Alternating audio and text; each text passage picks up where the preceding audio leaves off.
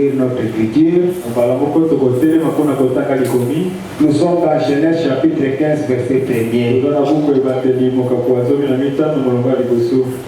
Là, la Bible dit, après ces événements, la parole de l'Éternel fut adressée à Abraham dans une vision.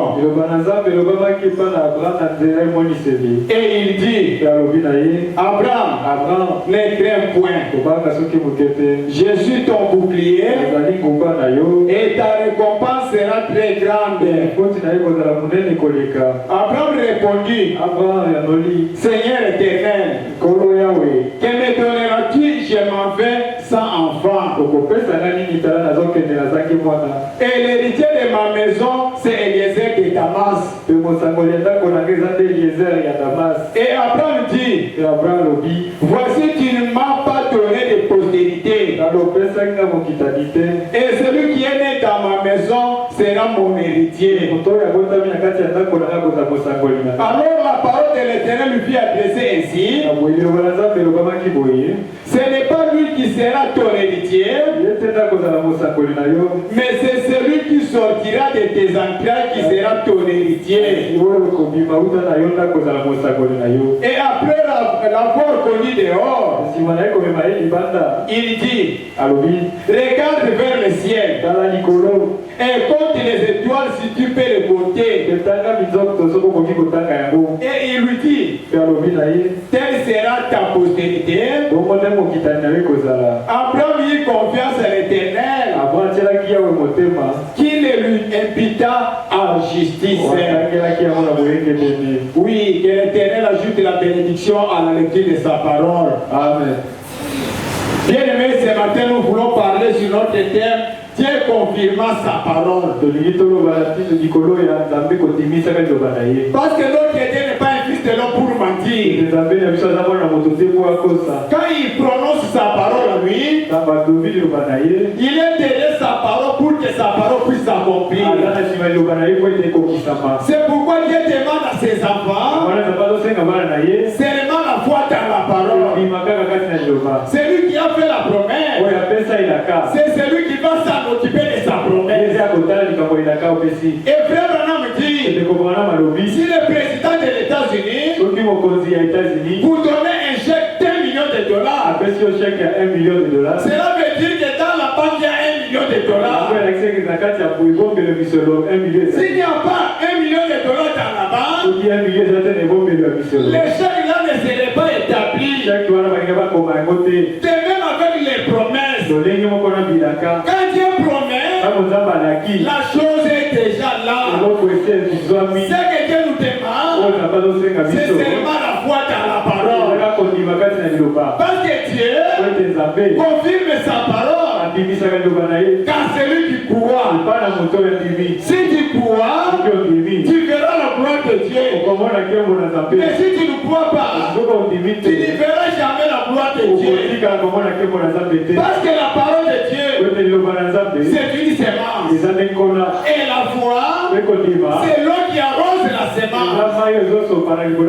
Et le prophète dit, si vous avez semé votre semence, chaque jour, tu viens, tu retires la semence, tu retournes encore sur la terre, demain tu viens encore, tu soutiens la semence. Le prophète dit, cette semence ne germera jamais. Parce que tu es là en train d'empêcher la croissance de la semence. C'est même avec la parole. Si la parole est tombée dans ton cœur, cela produira ce que la parole a dit. Abraham notre père, quand Dieu l'a appelé, dans Genèse chapitre 12,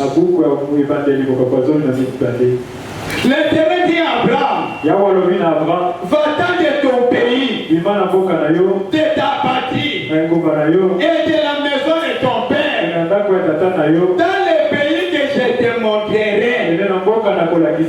Je ferai de toi une grande nation. Je te bénirai. Je rendrai ton nom grand. Et tu seras une source de bénédiction. Je bénirai ceux qui te béniront. Et je moudirai ceux qui te moudiront. Et toutes les familles de la terre seront bénies en toi. Verset 4. Abraham partit comme l'Éternel lui avait dit. Et l'autre partit avec lui. Abraham était âgé de 75 ans. Lorsqu'il 75 à 70 ans. Lorsqu'il sortit de 40. Oh bien-aimé. Abraham partit comme l'Éternel lui avait dit. C'est là que nous voulons parler. Que la foi marche de pair avec l'obéissance. S'il n'y a pas d'obéissance, alors il n'y a pas la foi. S'il y a la foi, il y a l'obéissance. Quand il a appelé Abraham, ce n'est pas dire qu'Abraham était un homme bon. Ce n'est pas dire qu'Abraham était un homme juste. Il était un païen comme toi, comme moi. Mais par l'élection, Dieu l'a appelé.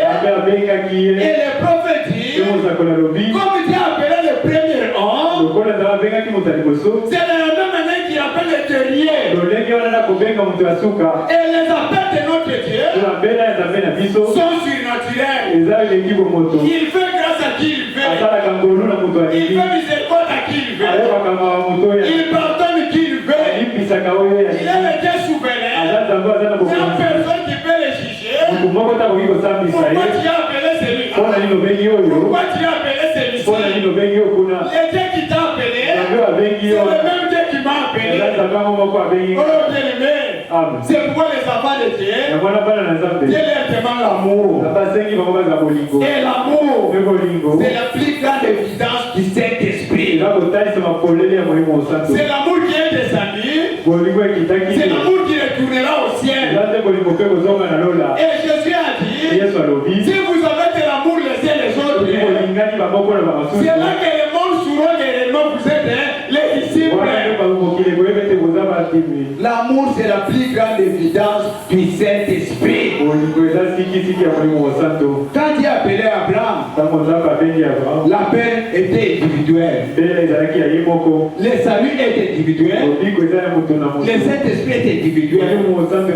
Mais regardez ce qu'Abraham a fait. Au lieu de partir seul avec sa femme, il prend son père. Il prend son frère Lot pour aller là où l'Éternel l'enverrait.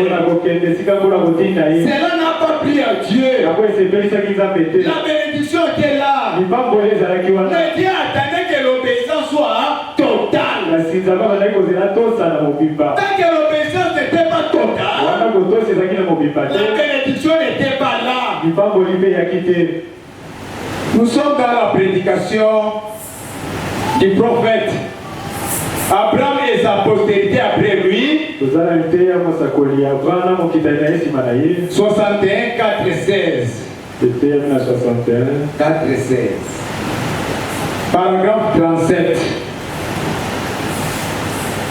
Eh bien, comme nous le voyons, Abraham n'avait jamais obéi pleinement. Et c'est bien pareil pour beaucoup parmi nous. Aussitôt que nous commençons par une confession, nous nous disons eh bien, alors nous avons adhéré à l'église. C'est même avec nous. Quand Dieu nous a appelés, dès que nous nous sommes adhérés à l'église, nous pensons que c'est terminé. Ce n'est pas terminé. Frère Branham dit, l'église ne fait pas de vous chrétiens. Il y a une chose qui nous transforme. C'est la parole de Dieu. Oui, bien aimé. Quand nous commençons par une confession, nous nous disons eh bien, alors nous avons adhéré à l'église. Nous allons devenir de très bonnes personnes. Nous sommes des voisins. Nous Ça ne nous fera pas du mal de filmer un peu. Oh, si seulement je continue avec les jeux de cartes, ça ne me fera pas du tout du mal. Mais rappelez-vous, Dieu n'a point béni Abraham avant que ce dernier ait totalement obéi totalement. Dieu ne bénira pas sa postérité avant que vous obéissiez totalement. Que vous vous sépariez des choses du monde. Sortez du milieu d'eux. Séparez-vous. Dit l'Éternel. Je vous recevrai. Ne touchez pas à leur impureté. Si vous demeurez à moi, et que ma parole demeure en vous, demandez ce que vous voudriez, et cela vous sera accordé. Parce que la parole exige une séparation totale avec l'incrédulité. Une séparation totale avec les péchés. Une séparation totale avec vos cigarettes là. Parce que celui qui aime le monde et les choses du monde, la Bible dit l'amour du Père n'est pas en lui. Parce qu'on connaît un bon arbre à travers ses fruits. Oui, bien aimé, notre Dieu, il est votre Père. C'est pourquoi Jésus a dit, je suis le sceptre, mais vous êtes les sarments. Ce n'est pas les sceptres qui portent les fruits, mais c'est les sarments qui portent des fruits. Mais la vie du sarment dépend du sceptre. C'est pourquoi Jésus dit, si vous demeurez à moi et que ma parole demeure en vous, c'est alors que vous pouvez demander. Parce que quand nous venons à l'église, on fait que demander. Donnez-moi. Donnez-moi. Non, bien aimé. Vérifiez votre position. Est-ce que réellement la parole est à toi? Parce que celui qui a la parole devient la parole faite chien. Lui, la parole devient un. Et la vie de la parole va se manifester automatiquement. Comme nous avons entendu que les œuvres ne sont pas nos œuvres à nous. Ce sont les œuvres de la parole. Si vous laissez dans la parole, les œuvres vont se reproduire automatiquement. Oui, bien aimé. Les grands buts de ce message, c'est la nouvelle naissance. C'est pourquoi frère Branham dit personne ne sera sauvé en dehors de la nouvelle naissance. Oui, bien aimé. C'est la nouvelle naissance. Et la nouvelle naissance, c'est la foi véritable dans les cœurs. Parce que la foi, c'est une révélation. C'est quelque chose qui était à dire. Et c'est cette révélation qui fait de nous des croyants. Et frère Branham dit, quand nous devenons des croyants, Dieu nous donne la foi pour vivre au-dessus du péché. Dieu nous donne la force pour affronter le diable. Parce que la foi, frère Branham dit, toute l'armure de Dieu, toute l'armure, c'est la foi. Si vous regardez dans la statue de l'homme parfait, tout est bâti sur la foi. Dieu n'est pas un Dieu de désordre. Il est le Dieu d'ordre. Premièrement la foi, la vertu, la connaissance, la tempérance, et vous vous montez. Mais aujourd'hui, il y a une connaissance dans l'église. Donc vous avez une maison sans fondation. C'est compliqué. On connaît la Odyssée. Tout le monde a la connaissance. Tout le monde connaît. Mais où est la fondation? Où est la fondation? Parce que nous précipitons les choses en haut. Nous voulons des grandes choses. Mais où est la fondation? Et la fondation, c'est la foi. Sans la foi, il est impossible de lui être agréable. Il faut que celui qui s'approche de Dieu voit d'abord que ce Dieu-là existe. Bien-aimé, nous ne venons pas à l'église pour venir. Parce que la maman vient, parce que mon père vient, parce que telle sœur vient. Ce n'est pas ça. La foi, c'est quelque chose que Dieu t'a révélé. C'est un secret entre toi et ton Dieu. C'est quelque chose que tu gardes. Et la foi, il n'y a personne qui peut la vivre, c'est là. Et la victoire qui triomphe des morts, c'est notre foi. 37 toujours. Eh bien, comme nous le voyons, Abraham n'avait jamais obéi pleinement. C'est pareil pour beaucoup parmi nous. Oh bien-aimé, l'obéissance est à la parole. C'est comme ça avec beaucoup parmi nous. Ils ont la foi sans obéissance.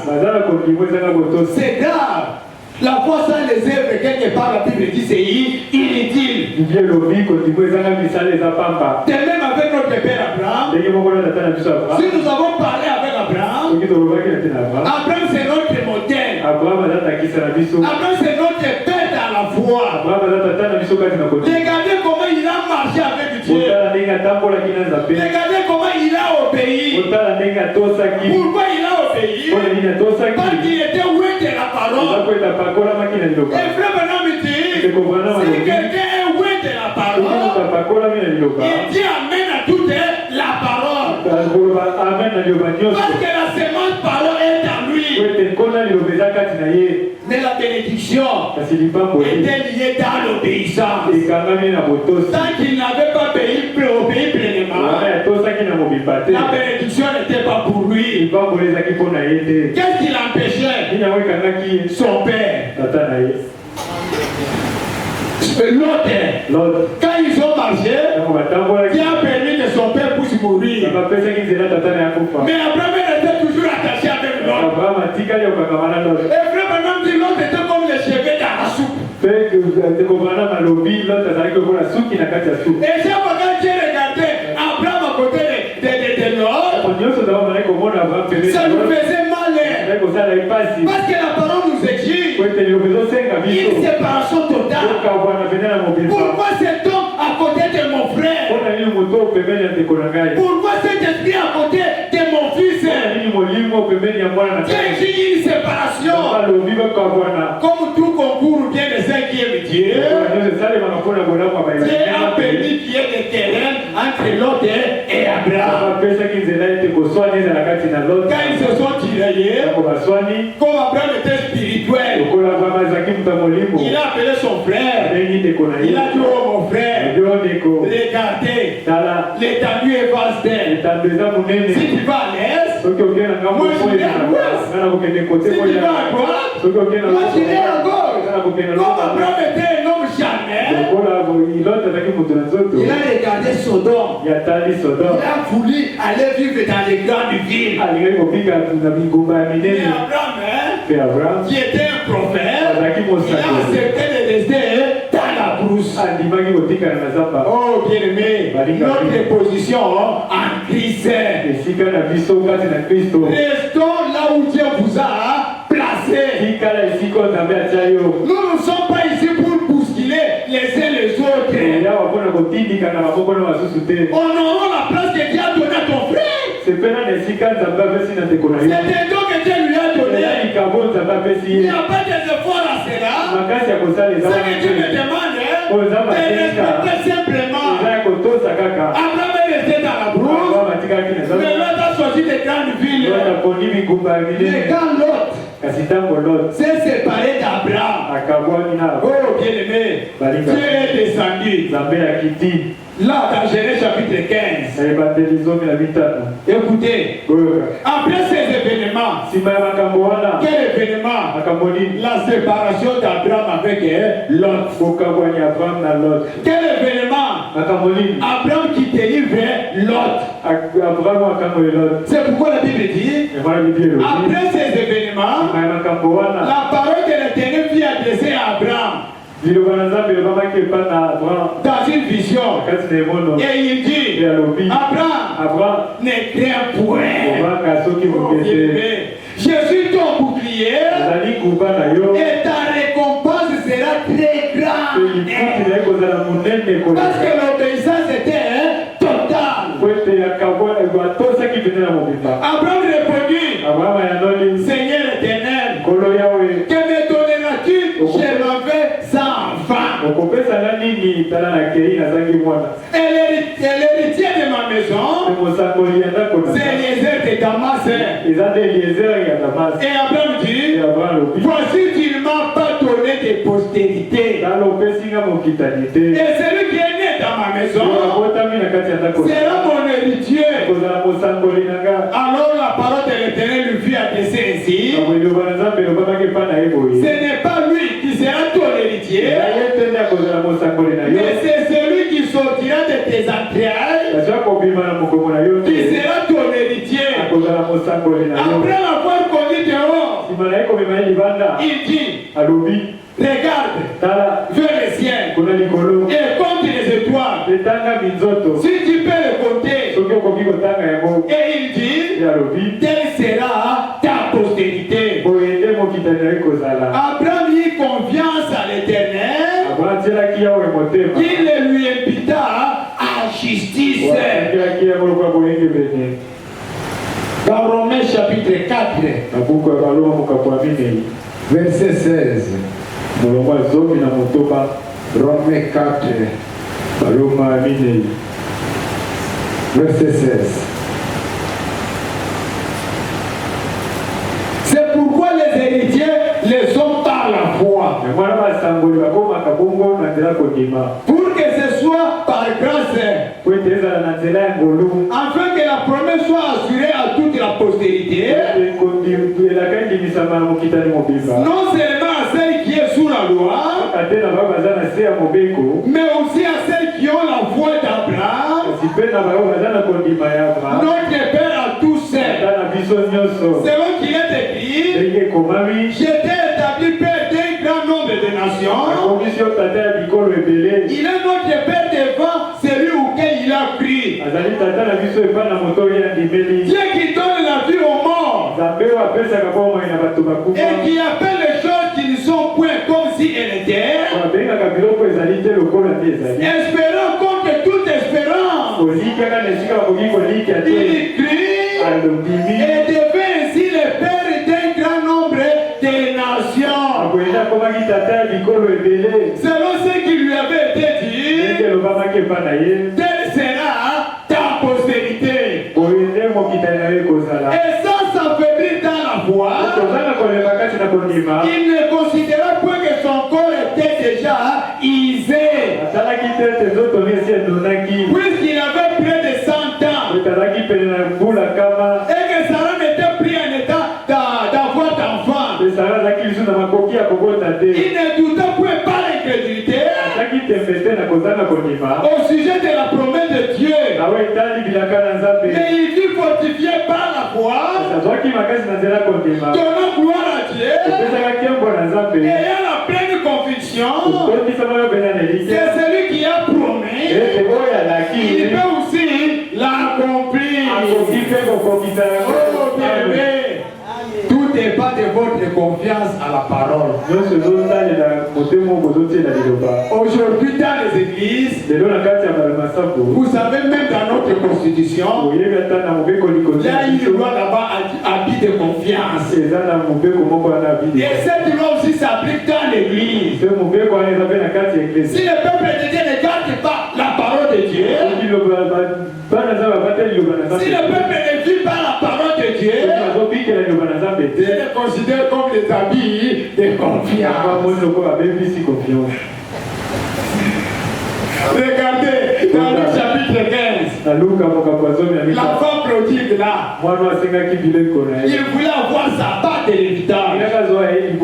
Comme il était fils dans la maison, son père lui a donné. Et au lieu de rester à côté de son père, il commença à s'éloigner dans la maison de son père. Oh bien-aimé, est-ce qu'il était béni? Non. Pourquoi? On a mis de confiance. Habit de confiance. Mais notre père Abraham, il a placé sa confiance en Dieu. Il n'a pas regardé au symptôme. Il n'a pas regardé à son corps. Il n'a pas regardé à son âge à lui. Bien-aimé, rien n'est tard devant notre Dieu. Et rien n'est impossible devant notre Dieu. Mais Abraham, regardez à celui qui a fait la promesse. Il va l'accomplir quand? Je ne sais pas. Il m'a dit, il va me donner un enfant. Il est resté là. C'est quoi frère Branham dit? Ne donnez jamais à Dieu le temps. Parce que notre Dieu n'est pas dans le temps. Il est infini. Il fait chaque chose selon sa volonté. Le temps là est le moment. Je ne sais pas. Mais moi je garde bien la parole. Comme Habakkuk, qui était sur la tour, en train de veiller. Et il dit, je suis sur la tour. Même si la promesse tarde, restez là. C'est lui qui a fait la promesse. Il est fidèle. Il va l'accomplir. Ce n'est pas les efforts de l'homme. Ce n'est pas ta bonté. Ce n'est pas tes œuvres. Mais c'est sa parole. Comme il a parlé, moi je reste là. Qu'il pleuve, qu'il neige.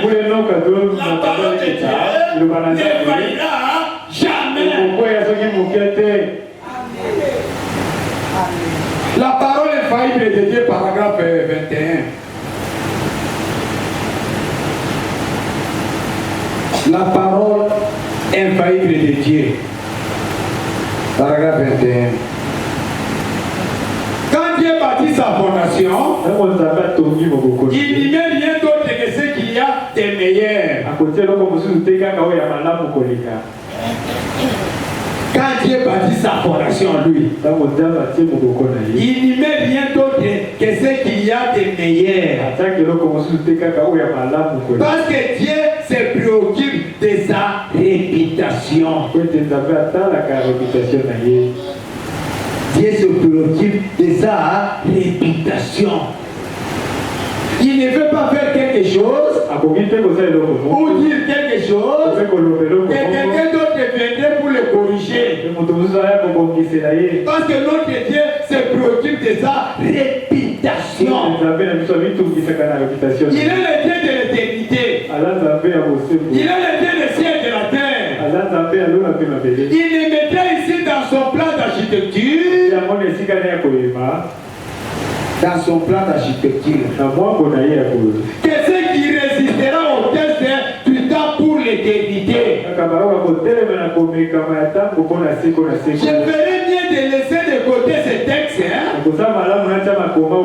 afin que nous nous mettrions à pousser des cris. Nous commencerions à penser à cela. Car cela est tout aussi vrai que Dieu est vrai. Il met donc ce qui est de mieux. Et ce qui est de mieux, c'est sa parole. Et ce soir, c'est là-dessus que fondent mes espoirs.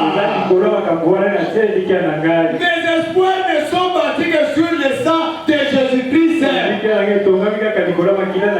Lorsque tout cède autour de mon âme, ces rochers suscitera éternellement. C'est juste la parole éternelle de Dieu. Oh, bien-aimé, notre Dieu se préoccupe de sa réputation. C'est pourquoi il ne peut jamais mentir. Quand il dit quelque chose, ce qui sort de sa bouche, c'est seulement la vérité. Parce que notre Dieu fait sur sa réputation. Il ne peut pas dire quelque chose que quelqu'un viendrait pour le corriger. Non. Quand il veut bâtir sa maison, il bâtit sa maison que sur la parole. Parce qu'il sait que tout faillira. Mais la parole ne faillira jamais. Oh bien-aimé, regardez dans Jean chapitre 9. Jean chapitre 9. Il y a quelque chose là-bas. La Bible nous dit dans Jean chapitre 9. Dieu se préoccupe de sa réputation.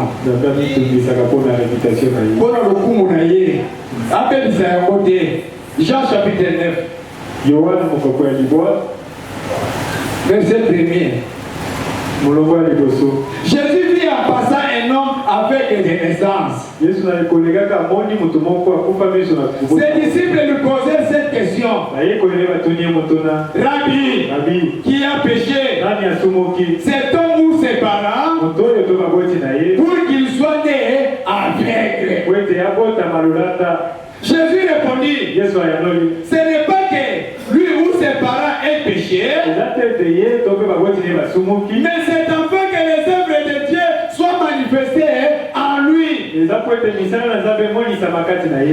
que je fasse tandis qu'il est jour les œuvres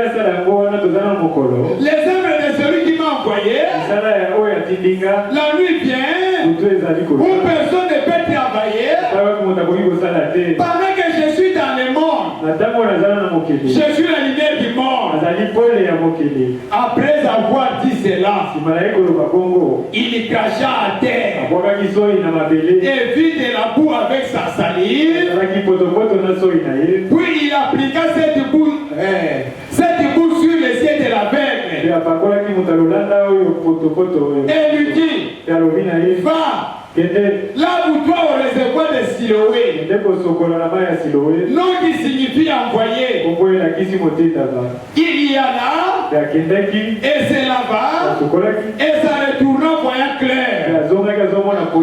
Ses voisins et ceux qui auparavant l'avaient connu comme un mendiant disaient, n'est-ce pas là celui qui s'est tenu assis et qui mendiait?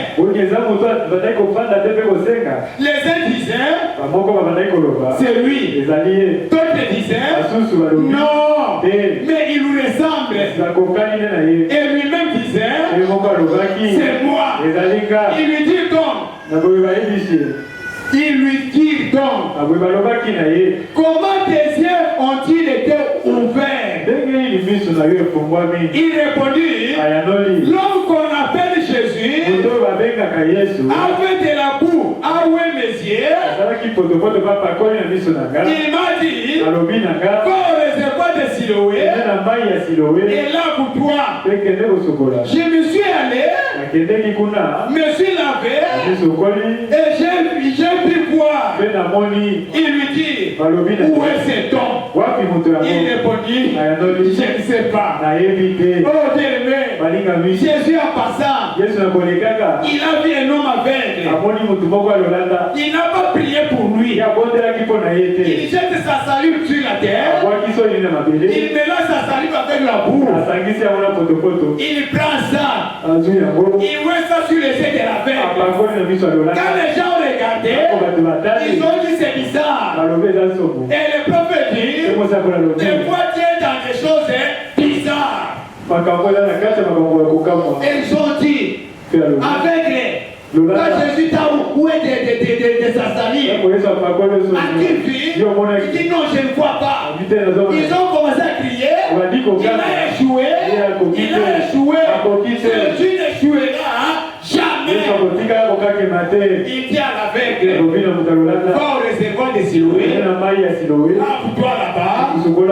Tu vas voir. Quand l'aveugle a obéi à la parole, s'est lavé, ses yeux s'est ouverts. Il tenait regarder comment les prophètes parlent. Dans la prédication Seigneur, je crois. 53, 9, 1. Paragraphe 4. Seigneur, je crois. 53. Paragraphe 4. Quelle merveilleuse occasion. Un homme né aveugle. Jésus lui a ouvert les yeux. Puis les gens ne croyaient pas cela. Et il interrogeait ce qu'il avait fait à ce sujet. Il disait uniquement ce que Jésus lui avait dit de faire. Oh bien-aimé. Et si quelqu'un fait ce que Jésus lui a dit de faire, il recevra exactement tout ce dont il a besoin. Si quelqu'un obéit à la parole, fait exactement ce que Dieu lui a dit de faire. Si quelqu'un fait ce que Jésus lui a dit de faire, il recevra exactement ce dont il a besoin.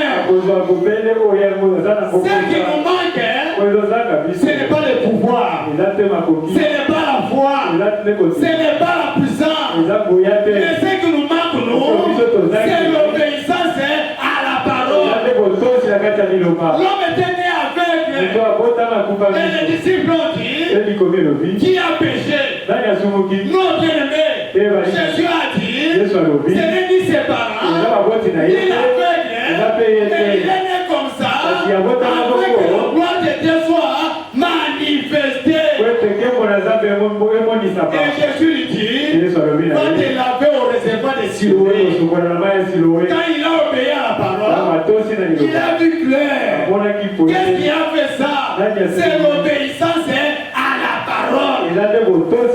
C'est pourquoi le prophète dit, si quelqu'un fait ce que Jésus lui a dit de faire, il recevra exactement tout ce dont il a besoin. Parce que Dieu ne change pas. La première décision est la même. Sa façon de faire est la même. Ses principes est le même. Il ne change pas. C'est pourquoi Dieu nous demande dans Hébreux chapitre 12 d'imiter nos pères dans la foi. Hébreux chapitre 11. Imitez-les. Parce qu'en Dieu, il n'y a pas de raccourci. Il faut venir selon la loi. Il faut venir selon la parole. Il faut faire comme les autres ont fait. Si tu fais comme l'aveugle, les résultats seront la même. Hébreux chapitre 11. Or la foi est une ferme assurance des choses qu'on espère, une démonstration de celles qu'on ne voit pas. Pour l'avoir possédé, les anciens ont obtenu un témoignage favorable. À cause de quoi? À cause de la foi. C'est pas la foi que nous reconnaissons que l'univers a été formé par la parole de Dieu. En sorte que ce qu'on voit n'a pas été fait de choses visibles. C'est pas la foi qu'Abel offrit à Dieu un sacrifice plus excellent que celui de Caïn. C'est pas elle qu'il fut déclaré juste. Dieu approuva ses offrandes. Et c'est par elle qu'il parle encore quoi que mort. Oh bien-aimé, tout cela à cause de quoi? À cause de la foi. Si nous avons pris ces personnages, la Bible nous dit imitez-les. Parce que Dieu, il est le Dieu d'Abraham, l'héritier d'Isaac, il est l'héritier de Jacob. Et ce matin, il est ton Dieu. Pour que Dieu soit ton Dieu, tu dois marcher comme notre Père Abraham. Frère Branham donne un exemple. Il y avait un enfant quelque part qui n'a jamais été devant le miroir pour se mirer. Il venait du village, allait dans les grandes villes, allez, il est parti dans la maison de son oncle. Si c'était à New York ou à Washington, arrivé là-bas, la maison de son oncle était tout en vitre. Quand il voulait faire un tour, il a remarqué quelqu'un d'autre là-bas. Il dit c'est pas possible. Aujourd'hui il y a des visions. Ça ce sont des choses étranges. Il y a cet homme que je vois de l'autre côté. Il a essayé de bouger la main. La personne bouge encore la main. Il dit c'est pas possible. Qui est cet homme? Il bouge la terre. C'est lui qui bouge la tête. Quand il a regardé attentivement, il a crié, oh que c'est moi.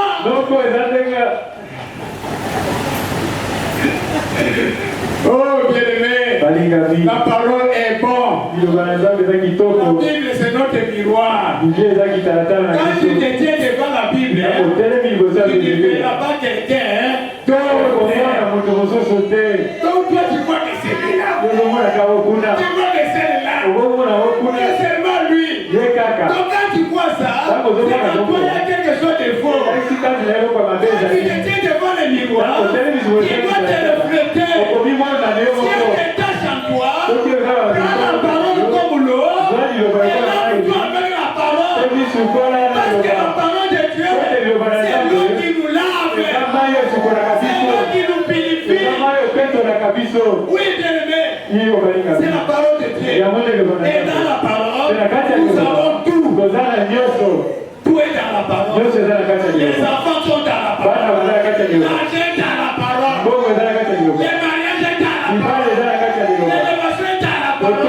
Dans la parole de Dieu, nous avons tout. Oui. Dans la parole, il y a tout. Dans la parole, il y a même des vitamines. Les vitamines C4 que vous achetez. Ça se trouve dans la parole. Oh, tiens, frère. Et ça, dans la parole, il y a la bonne santé. Dans la parole, il y a la joie. Parce que la parole de Dieu restaure. Tout est dans la parole. Ne soyez pas comme des enfants ballottés, emportés par tout vent de doctrine. Nous nous sommes affaiblis dans la parole. Même si la tempête vient, je ne crains rien. Jésus est dans la parole et la parole défendra ma cause.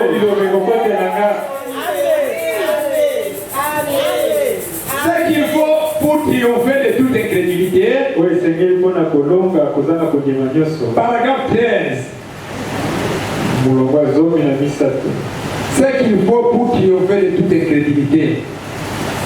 Ce qu'il faut. La parole de Dieu. Pour triompher de l'incrédulité.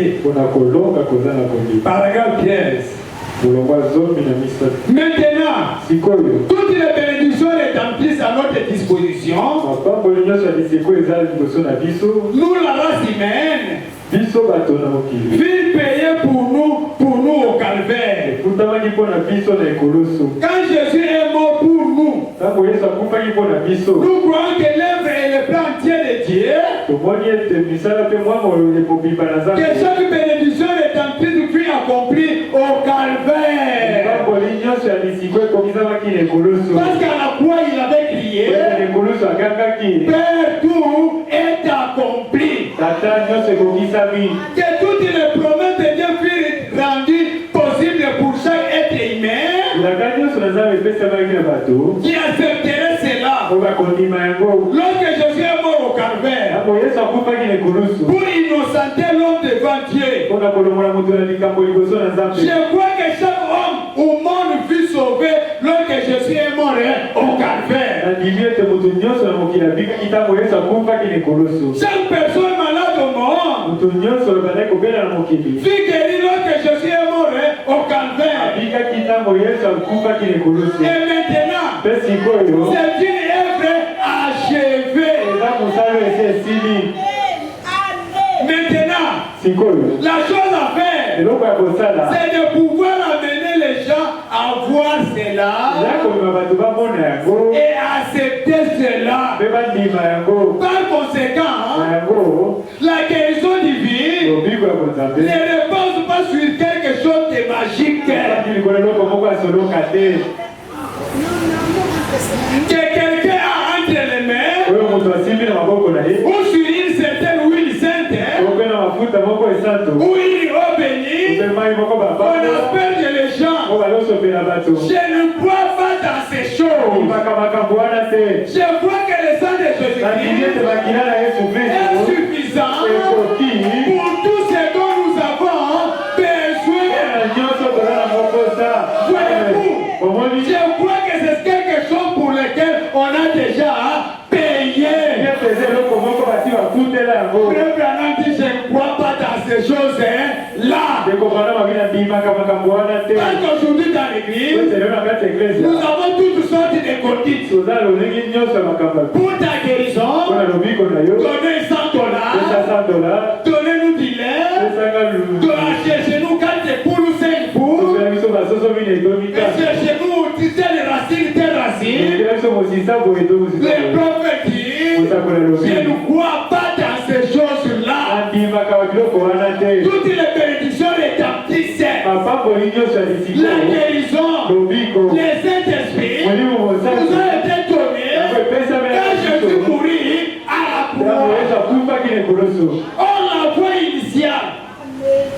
la voie initiale et originale pour recevoir une bénédiction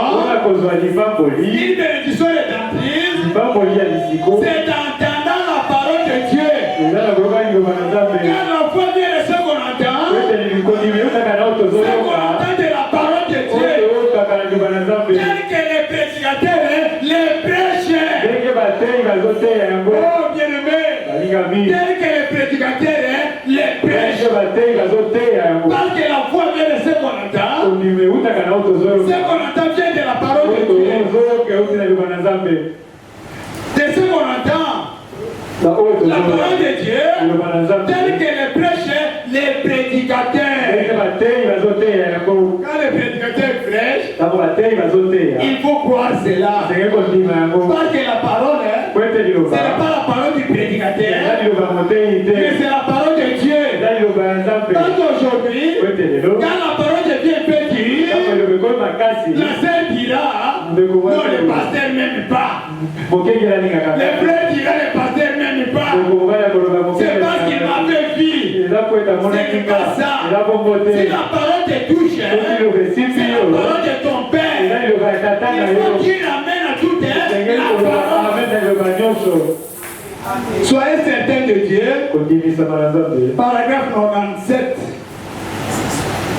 Soyez certains de Dieu. Paragraphe 97. La date.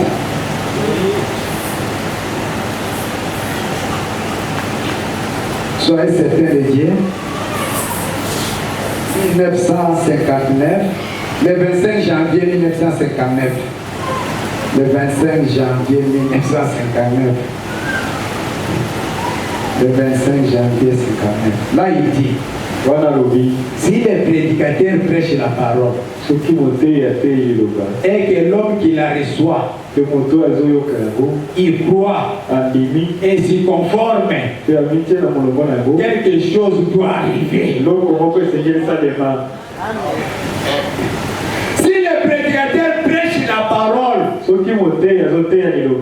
que l'homme qui la reçoit, il croit et s'y conforme, quelque chose doit arriver. Si vous êtes un pécheur, vous serez sauvé. Si vous êtes malade, vous serez guéri. Parce que Dieu l'a promis. Si nous sommes certains de Dieu, oh bien-aimé, si nous sommes certains de Dieu, quand le prédicateur prêche la parole, c'est lui qui reçoit la parole, il croit la parole et s'y conforme.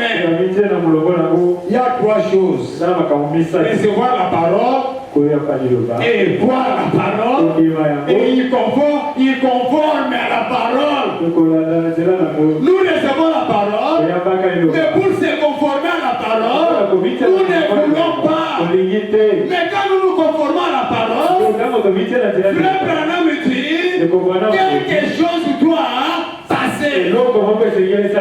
Si tu étais un pécheur, tu seras sauvé. Si tu étais malade, tu seras guéri. Parce que Dieu l'a dit, si nous sommes certains. Oui, bien-aimé, vivons la parole. Ne dites pas je crois le message, je crois le message. Mais vivons les messages. Parce que celui qui vit le message, Frère Branham dit, il vit sanctifié. C'est un tonnerre. Même le diable te reconnaît.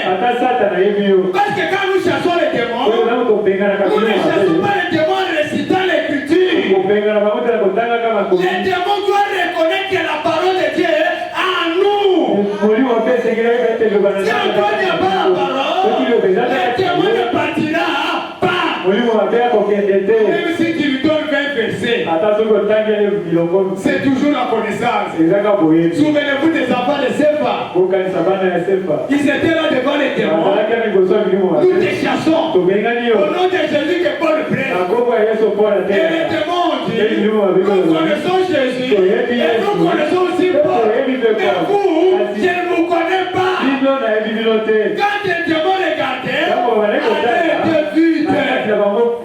Oh bien-aimé, Frère Branham dit, les grands succès, ce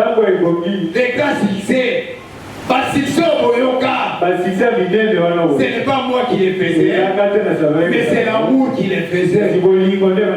Si vous avez l'amour de Dieu en vous, bien-aimé, dans l'amour il y a la puissance, dans l'amour il y a la force, dans l'amour il y a la victoire. Si vous avez de l'amour, Dieu fera de grandes choses avec vous. On ne peut jamais chasser les démons par la haine. Non, il ne partira pas. Il va se moquer de vous. Il dit mais Antoine n'y a rien. Antoine n'y a rien. C'est pourquoi notre père Abraham, Dieu lui avait donné la promesse. Il faisait que croire. Pourquoi il croyait? Parce qu'Abraham était loin de la parole. Et Frère Branham dit si quelqu'un est loin de la parole, il dira amen à toute la parole. Il ne douta point par l'incrédulité. Il fut seulement fortifié. Il n'a pas regardé son âme. Il n'a pas regardé l'âge de Sarah. Il n'a pas regardé même à la ménopause. Mais Abraham savait, c'est lui qui a promis, est capable. Oh bien-aimé, Dieu n'a jamais promis à quelqu'un une fille. Zamba alakana mutu mwana mwasite. Soki Zamba alaki yo mwana, sera yo mwana mobali. Soki aye mwana mwasi, gloire à Dieu. Mais ezali elaka ya Nzambe te. C'est ça la Bible. Frère Branham un jour, la sœur m'aide à mettre au monde qui parle césarienne. Mais Dieu lui a dit, ta femme enfanterait un enfant, tu lui donneras le nom de Joseph. Ce n'est pas possible. Arrivé à la maternité, par césarienne, c'est une fille qui vient. Et le docteur a dit, donnez-lui le nom de Joséphine. D'ailleurs, ta femme ici, c'est pas césarienne. césarienne. Je vais enlever même la matrice là. Frère Branham a dit, gardez-moi ces matrices là. Joseph est en route. Oh bien aimé, si vous avez la foi, Dieu fera de grandes choses avec vous. C'est une fille qui est venue. Mais Branham a gardé toujours la foi. C'était mon premier garçon qui monte Joseph. Et après la vie, c'est Joseph qui vient. Parce que Dieu fait sur sa parole pour l'accomplir. Dieu confirma sa parole.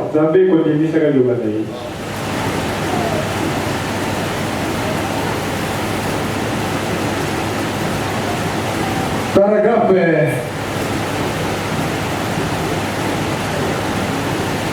Dieu confirma sa parole. Paragraphe 62.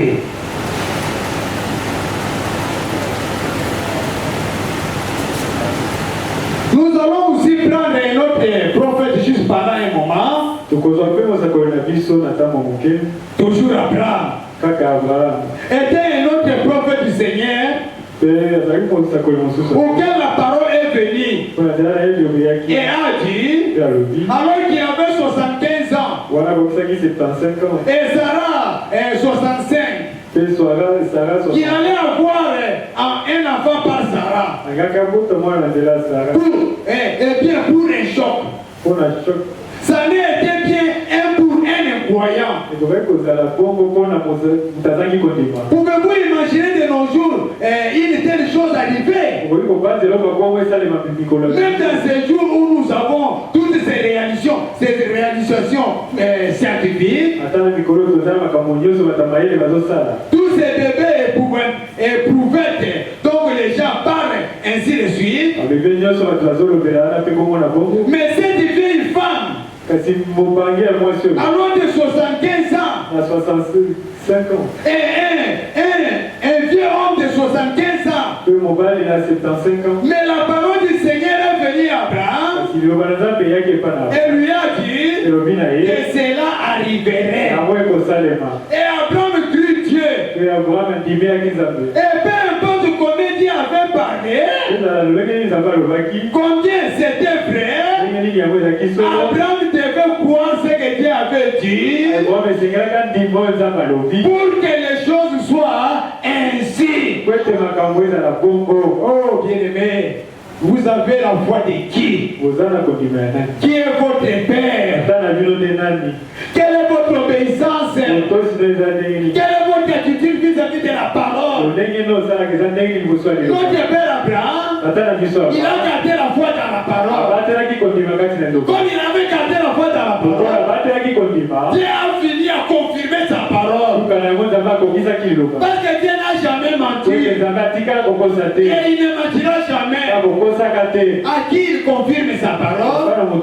Il confirme sa parole qu'à celui qui croit. Si toi tu ne crois pas, n'espérez rien. Ne dis pas j'ai entendu.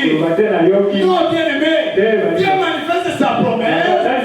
C'est seulement celui qui croit. C'est pourquoi la Bible dit, si tu crois, tu verras la gloire de Dieu.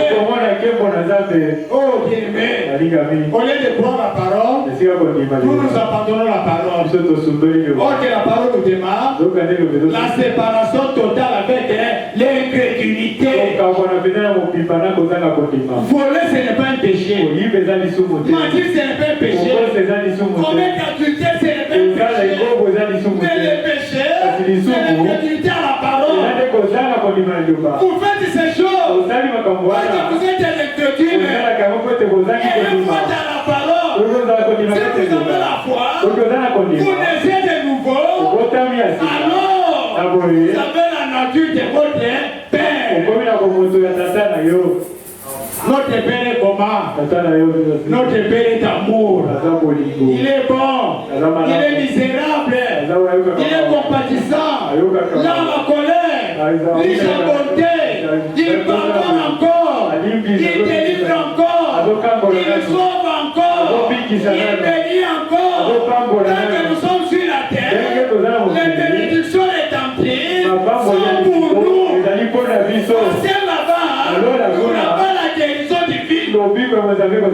Aussi là-bas, tu n'as pas de maternité. Tu n'as pas de banque. Ces choses sont sur la terre. Pour qui? Pour nous. Après, si tu crois, tu verras la gloire de Dieu. Si toi tu ne crois pas, laissez ton frère ou ta sœur croire la parole. Ne l'empêchez pas. Ne faites pas obstacle. Dieu vous demande seulement la foi. Si tu as la foi, oh bien-aimé, la foi c'est notre victoire. La foi en Dieu, nous ferons des exploits. Nous, comme notre Père Abraham, c'était tout à fait impossible. Même les docteurs ne pouvaient jamais accepter ça. Un intellectuel ne pouvait jamais accepter ça. Mais Abraham a gardé la foi dans la promesse.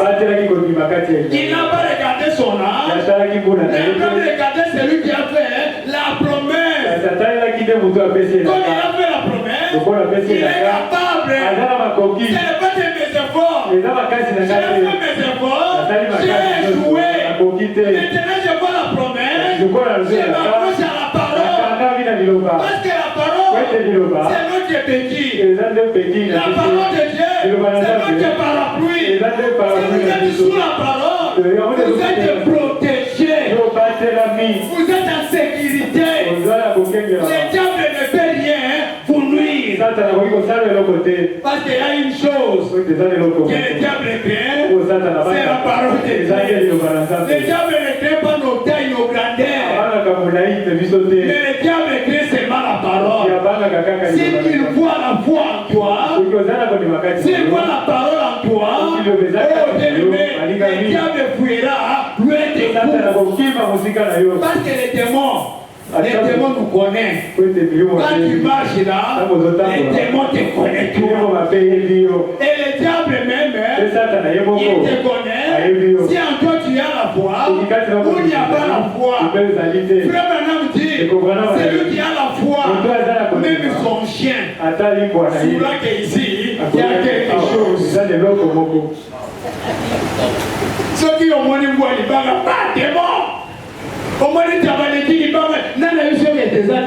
c'est parce qu'en toi tu n'as pas l'amour.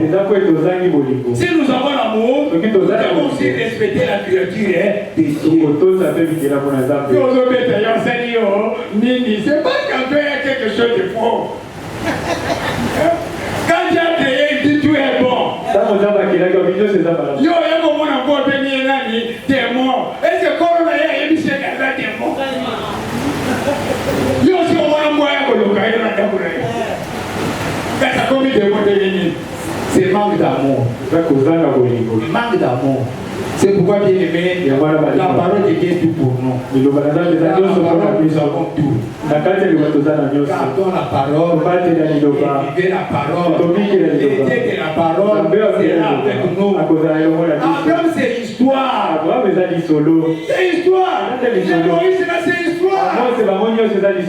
Les David, c'est histoire. Et les prophètes disent, si nous gardons la parole de Dieu dans la Bible, la parole devient sans effet.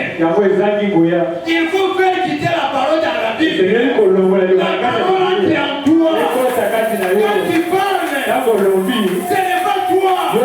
C'est la parole qui parle. Ne gardez pas la parole dans la Bible. Ça va rester ça sans effet. Oui. Déplacer la parole. Manger la parole. Qui avait dit à Ézéchiel, place ce rouleau-là, manger. Et quand il a mangé, et les prophètes, et les rouleaux sont devenus un. C'est Dieu vous bénisse. Amen.